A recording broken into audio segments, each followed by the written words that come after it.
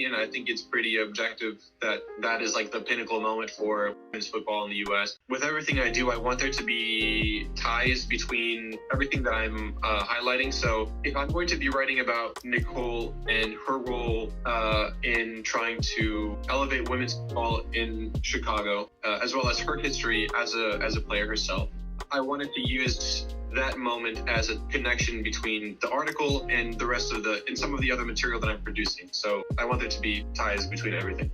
In the same way I'm trying to feature like football players from around the world and different cultures and all that, it's not all about men. I wanted to take a moment and create something that shows appreciation towards the women that play the sport as well. Oh man, I think that project symbolizes maybe where I want to go with my career as a whole. That as a designer and where I see myself being in a couple of years.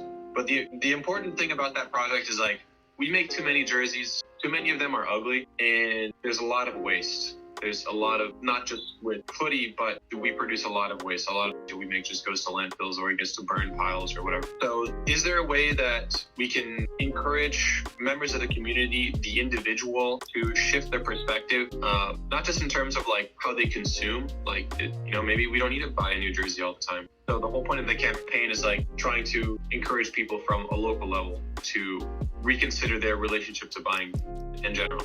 But also, what about the stuff that we already have? Like, is there a way that we can save the garments we have before they just go straight to the bin or elsewhere?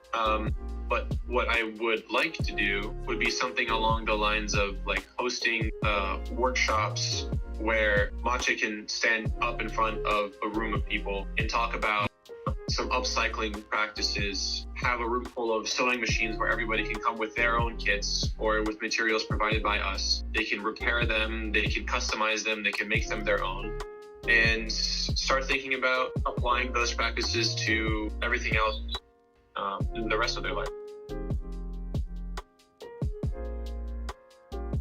Issue number 3, I'm planning for this summer. So late June, early July is what I'm looking at. Yeah, expect another launch party, expect some more Rezo prints, expect a new writer, and maybe a deviation from newspapers. Maybe it won't be a newspaper this time.